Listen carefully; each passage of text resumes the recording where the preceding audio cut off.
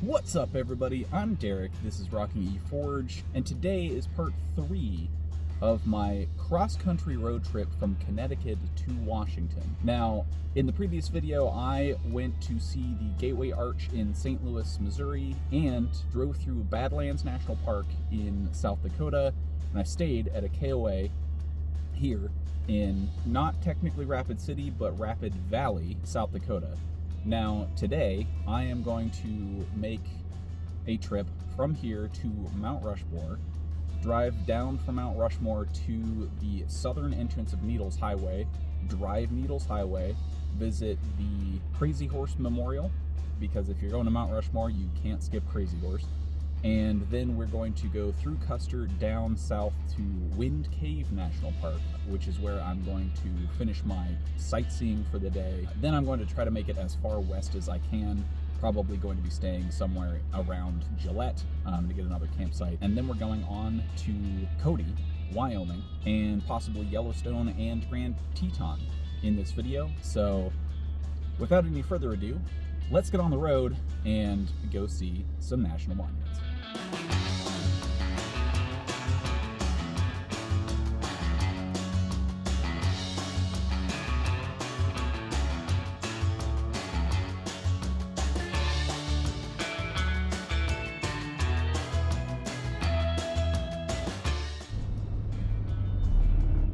Welcome to Keystone, South Dakota. I think I'm gonna get gas here before going into the park. No. Honestly, I might take a look around Keystone because it looks pretty cool. See what kind of shops there are here. Looks like this might be the only shop that's open. There might be a restaurant open over there. I'm not getting food though.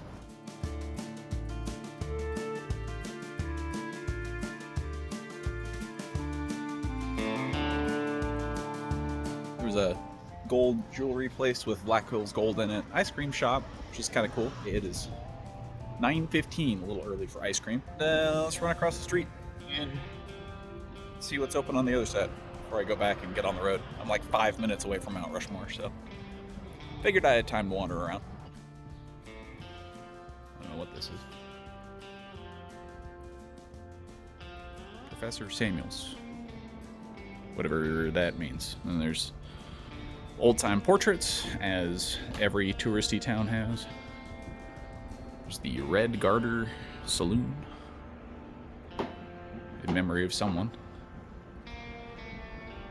The other side of the street looks pretty nice. Like, this is a classic, quintessential, kind of old westy tourist town. The Emporium. Everything is closed weirdly, so I must maybe be here just before the season, except for Indians and this souvenirs place. Yeah, so it's just kind of a quintessential little souvenir shop, collection of, kind of touristy things here. It's a cute little town. Keystone's cute.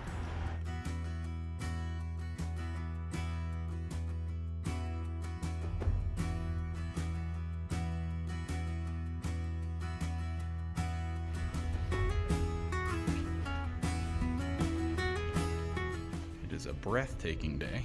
Absolutely gorgeous.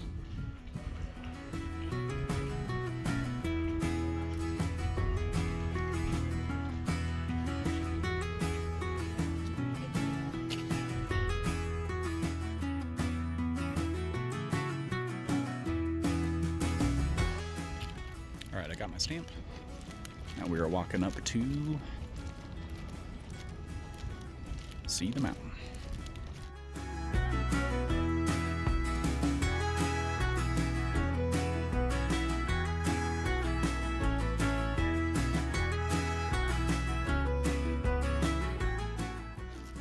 Now they've got flags of every state and territory and all sorts of places leading up to the mountain.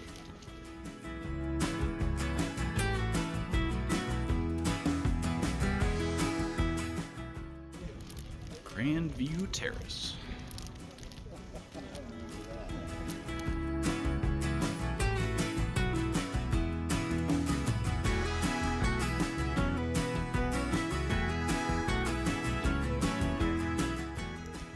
In true me fashion. Managed to time the sun very poorly.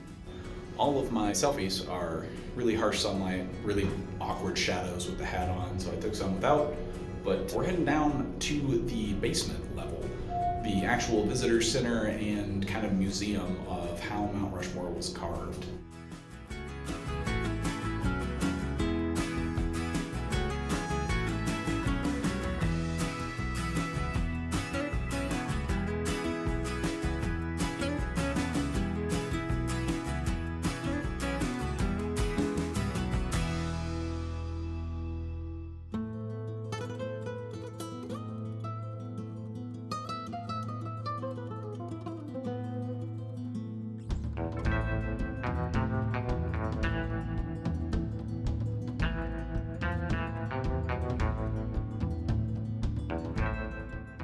Alright, now regardless of your political affiliation or thoughts on the use of Mount Rushmore as a national monument, it cannot be argued the absolute majesty that is the carving by Gutzon Borglum, starting in 1927. It was originally commissioned in 1923 and finished finally in 1941, and it stands as an absolute testament to mathematics, engineering, and art for generations at this point. I found it really interesting that there are some really neat blacksmithing tools there in the visitor center, and it highlighted to me that men around the area in South Dakota, locals, were commissioned to help work on the mountain. And blacksmiths were included for sharpening of the drill bits and creating specialized tools to be used on the mountain. So I figured I'd highlight it because it's absolutely a super cool piece of blacksmithing history in the United States. So I am finished here. I know there's a hike to go up kind of behind the mountain. I'm not going to do that today. And so I will be finishing up my time here at Mount Rushmore, and I'll be driving through the Needles Highway, and then I'll be arriving from there in Custer, and then going on to the Crazy Horse Monument from there. Because if you're going to visit Mount Rushmore, you can't not visit Crazy Horse. So let's get back on the road. We are back on the road, and it looks like I am going to be backtracking back through Keystone in order to head down to the southern entrance of the Needles Highway, which is a beautiful stretch of highway through the Black Hills of South Dakota. I love this area, which is why I'm spending so much time here. It's just absolutely breathtaking and the most incredible area to explore. So if you haven't been to South Dakota and you're looking for a place to vacation, highly recommend it.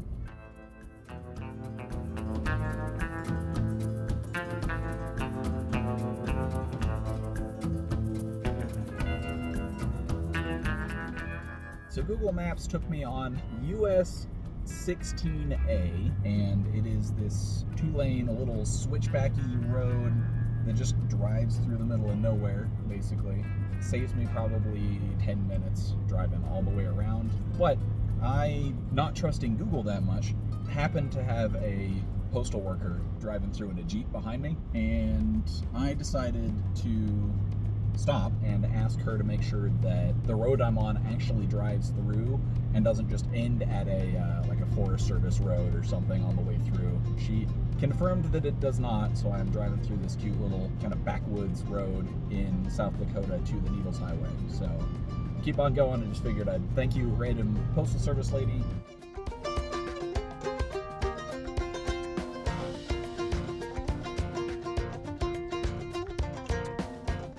So we are on the Needles Highway, coming up on one of the few tunnels along the highway, the first of a few.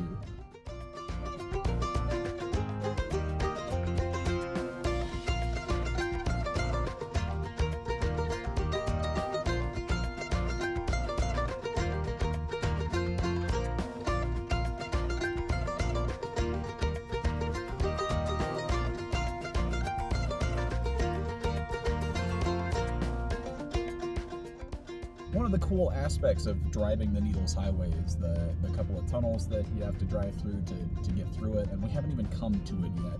But the real draw of the Needles Highway is the absolute majestic rock spires that just line the roads.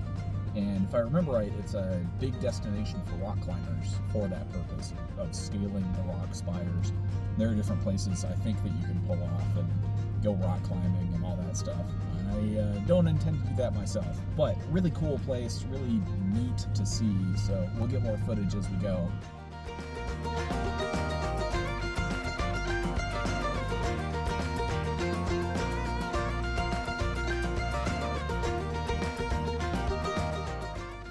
Snap some photos of the Needles or the towers. We are coming up to the actual towers themselves, or the Needles, here on the Needles Highway, and it is just breathtaking, honestly. It's absolutely beautiful. Couldn't have asked for a better day. Sun is out, it's 63 degrees. Beautiful day for a drive through the Needles Highway and central South Dakota. And we just hit 2,222 miles traveled on this trip. So I just found a cool spot to take a picture. I'm going to do that, and I'll be back on the Needles Highway.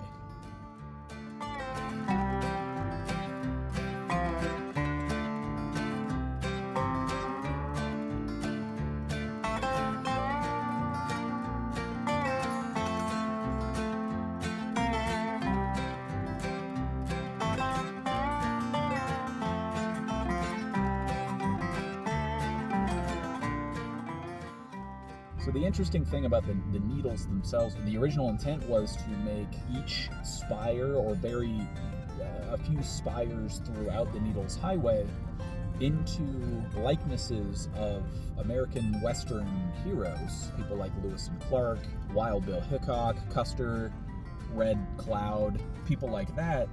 And it's lucky that they didn't, because it's honestly majestic just as it is.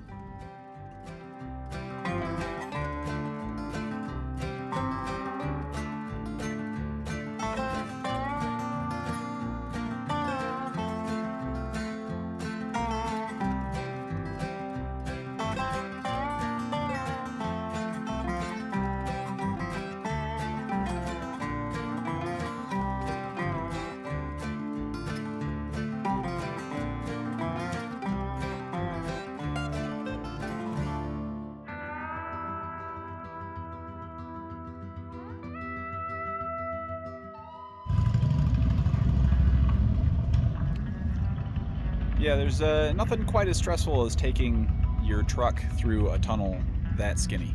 But this is the peak of the Needles Highway.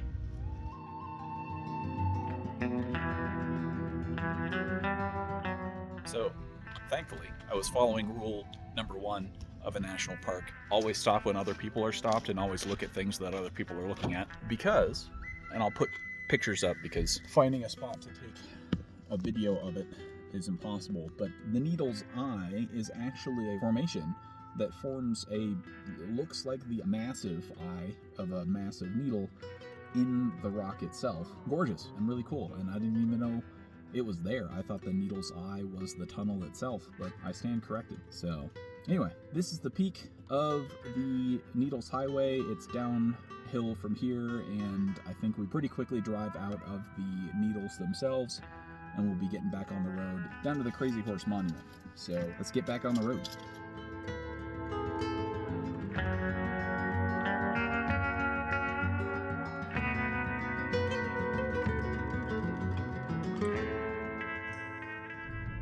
This is why I love the Black Hills and South Dakota in general, because it's really kind of a hidden gem. You wouldn't know that all this natural beauty and gorgeous landscape is even out here unless you've been here before or have visit Mount Rushmore and realize there's so much more to South Dakota than just Mount Rushmore. It's breathtaking landscape, and there's so many things out here to explore. I'm not even really scratching the surface of the various places that you can visit.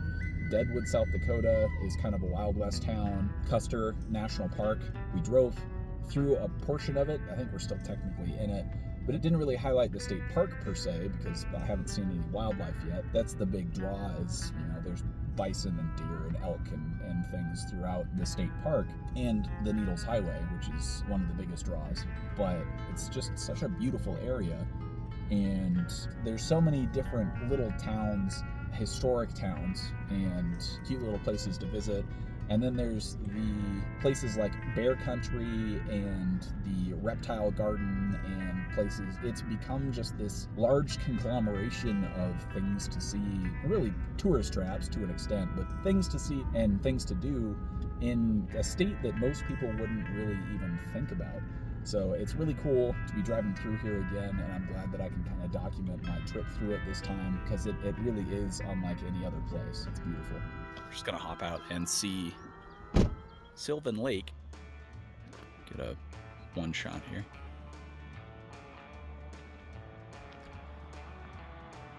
Which is just a gorgeous mountaintop lake.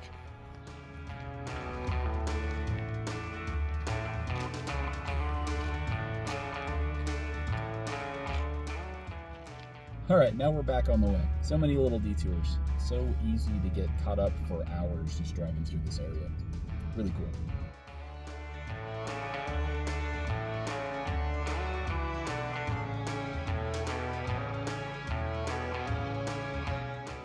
So we have officially arrived at Crazy Horse Mountain. Crazy Horse Mountain, not National Monument. And we're gonna run into the Welcome Center after we find parking. This is one of the first places in the Black Hills that I have shown in this video that I haven't been to before. I have seen Crazy Horse Mountain, but I just saw it from the road when I was visiting with my family. So we're gonna go into the Welcome Center and see what they got going on here.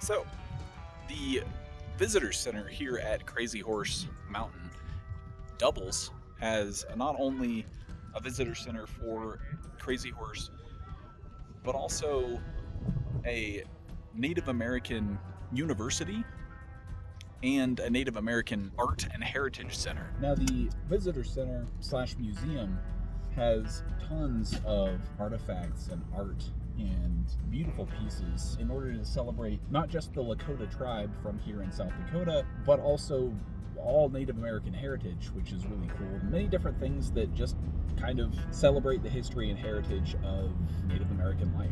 It's really cool to see. The mountain itself is and has been under construction for decades at this point. It started in the 40s by a man named Korchak, full name here, who just had a vision with Chief Standing Bear in order to celebrate Native American heritage and history and immortalize the Native American people in Black Hills of South Dakota, which were sacred to the Lakota tribe. Once it's complete, it will be the largest mountain sculpture in at least the country, if not the world, which is just incredible. So it's breathtaking to see. Obviously, it still has a long ways to go before it's finished, and the family who originally began work on the mountain or on the memorial expected it to take multiple generations of people, and 3 generations of that man's family, as well as many countless other volunteers and workers have worked to continue making progress on the Crazy Horse Memorial. So it's a beautiful site, definitely worth the visit. Make sure you go check out the visitor center and museum. There's some amazing artwork and pieces in there. Support the Native American Heritage Foundation here in the Black Hills of South Dakota. It's not a national park, it's not, sanctioned by the government or anything, but just cool to see the state of South Dakota, the people strive to support the Native American people here. So very cool to see. If you're coming to South Dakota, absolutely do stop by. It's unlike anything else in the world, really. So anyway, I wish I could have stayed longer. It is now 3 p.m. and I've got another half-hour drive to Wind Cave National Park. It closes at 5, so in order to take advantage of seeing the cave and seeing the visitor center and stuff like that, I needed to get back on the road. So I'm back on the road, headed south to Wind Cave, and we'll be there fairly soon.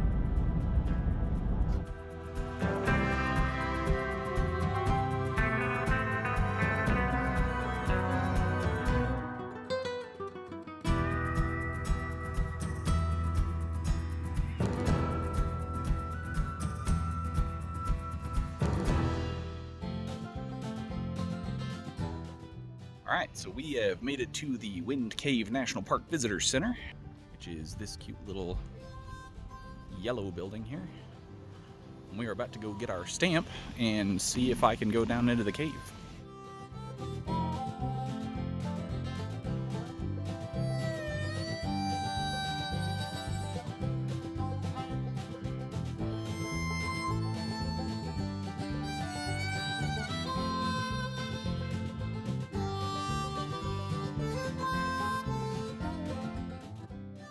I am super disappointed to note that I missed the last tour to the cave by 5 minutes. 5. They wouldn't let me go catch up, so unfortunately I'm not going to go see the cave tonight. I have been through Wind Cave before, so I'm going to go see the natural entrance and show you the breathing that the cave does, which is fascinating. Hopefully it's doing it. I think it's time of day dependent, and I'm fingers crossed that it is actually breathing. But I opted to take the stamp regardless because I've been here before. Now, I spent the last hour on Google Maps running the numbers, trying to figure out how I could reevaluate my schedule to go from here to Grand Teton, and unfortunately, if I were to camp here overnight and do the cave tour at 9 a.m. in the morning, I wouldn't make it to the Grand Teton Visitor Center before they were closed, which means I've got to figure out how to get the stamp for Grand Teton, etc. So I think I am going to cut my losses here at Wind Cave, get you a little bit of footage of the cave itself, and just try to continue making my way as far west as possible. So I'm thinking of trying to go as far as Gillette, Wyoming. It is already 4:41, so I might end up just getting a hotel room instead of trying to find a campsite and cook dinner and all that stuff in the dark. We'll decide on the road. But at this point, yeah, it's just real unfortunate that I spent so long at Mount Rushmore and places, and I missed out on the national park, sadly. But as it is, I've been here before, I've seen this national park, I've gotten the experience, so to speak. I wanted to get the video for you to experience it, but unfortunately it just didn't work out that way. It's by 5 minutes, which is just more heartbreaking than showing up an hour late. I got a little shot of the visitor center, and I'm gonna go see the natural entrance of Wind Cave, then we'll get on the road. All right, so there's a picnic area back up the road from the visitor center itself. Because the building itself is closing, they recommended I go up here and hike my way back to the cave entrance. Shouldn't be more than a couple minutes hike, but go down and visit the natural entrance, the one that breathes. Apparently today is a crazy low pressure day outside, and as such the pressure in the cave is blowing out at up to 45 miles an hour, which is incredible. So we're about to go see that. Hopefully it makes up for not being able to tour the cave itself.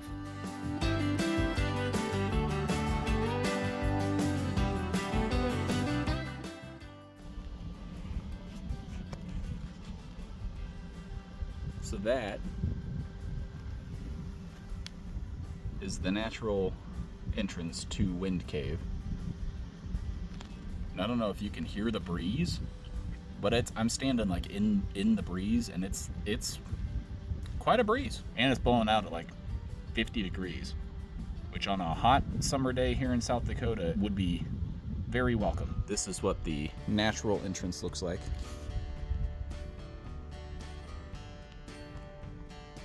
You can't see it from here, but the visitor center is just up the hill over there. And then right around the sign here was the entrance blasted by the man who was here looking for gold originally, and then dug down into it to find that it was a fairly large cave system. I think Wind Cave goes on for about 167 miles.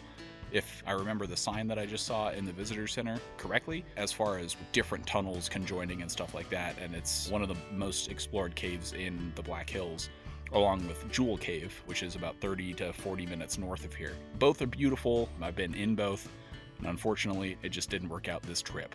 We'll have to be back at some point in the future. 5 minutes later. Screw it. I have decided, and this might cost me, but I've decided I'm going to go to Hot Springs, South Dakota, which is about 15 to 20 minutes south of here. I'll log on the internet, figure out where things are, plan out my next couple of days, and then either camp there or camp back here at the park and go see the cave tomorrow morning. I gotta go see the cave. So that and my next couple of days as far as plans go were to generally get to Cody, Wyoming, and probably stay there about 6 hours from here, or get to just outside of Grand Teton, which is about 7 hours from here. And then one way or another, I'm going through either Yellowstone or Grand Teton and then through to West Yellowstone. So I'm thinking, as of right now, I'm going to drive 6 or so hours, get a hotel room outside of Grand Teton, drive through Grand Teton up to West Yellowstone, Montana, and then the next day drive into Yellowstone, back out, and then head on my way toward Idaho. It might not be a great plan. I want to hit every national park that I can. I've been to Yellowstone. I've been here, but I gotta see it. But I haven't been to Grand Teton, so I want to spend a number of hours driving through Grand Teton itself and seeing the sights. And I know the weather in that area is not conducive to camping, or certainly to leaving my snake in the truck. I have a snake in a container in the truck. As it was last night, it was pretty cold for him. I've got a heat mat under him, but I think anything below 35 degrees is way too cold, even with the heat mat keeping his container warm. So I'm gonna run to Hot Springs, figure out the rest of my day, probably just buy dinner in town and figure things out from there, because I don't have any service here in the park. So even if I was to go camp at the campsite, I wouldn't have any internet to figure out the rest of my day tomorrow. So I'm gonna roll to Hot Springs. It'll be cool to see Hot Springs anyway, but plan out the rest of my day and probably end up camping back here in the national park. The other aspect of Wind Cave National Park is its wildlife. So I figured, since I'm not seeing the cave tonight, I better see the wildlife. And I'm not leaving the road because that guy is just a little too close. But he is just casually munching away on grass over there. And then on the other side of the road, a couple other big guys. This is about as close as I care to get to them, because bison can run at like 38 miles an hour and I certainly cannot. So we've got a lot of the prairie dogs over here too. I'll take a little video, see if we can get them to do their funny little squeal dance thing. They really are just incredible creatures. We are on the road to Hot Springs, South Dakota, and I'm gonna regroup, get some dinner, and figure out what the full-on 100% plan is for the evening.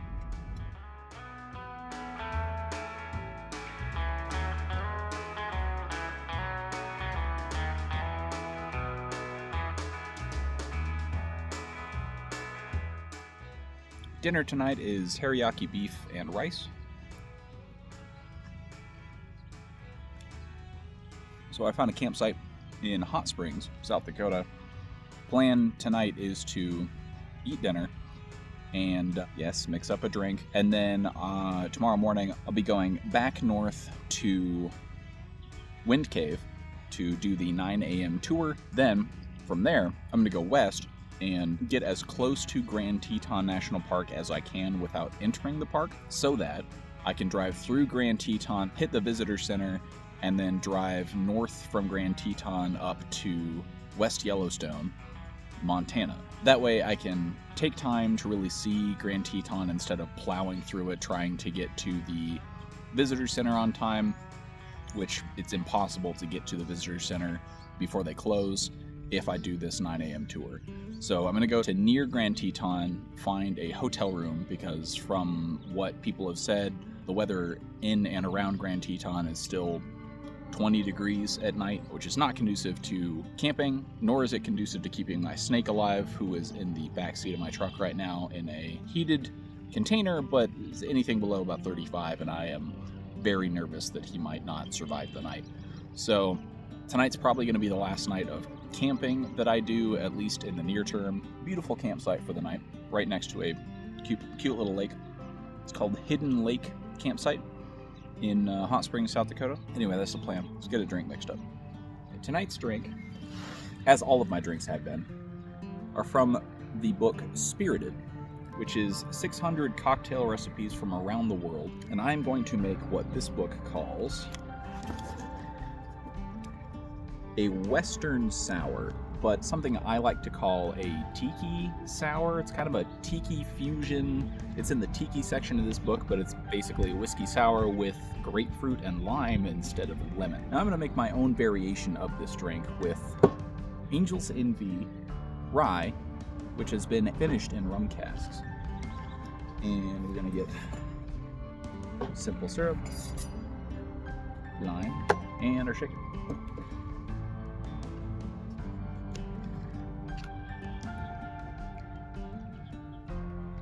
Half ounce of lime juice. I tell you what, I'm pretty good at eyeballing just enough grapefruit to get 1 ounce of grapefruit juice, 1/4 ounce simple,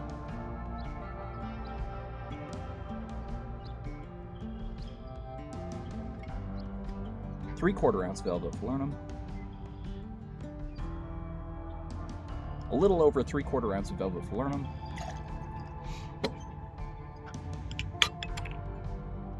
I haven't even been drinking yet, 2 ounces of our, in this case, rye. Normal recipe calls for bourbon. Ice.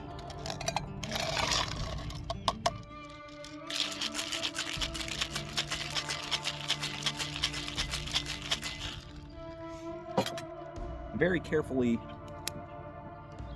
flame a grapefruit peel over it, and that's my version of a tiki sour. Cheers.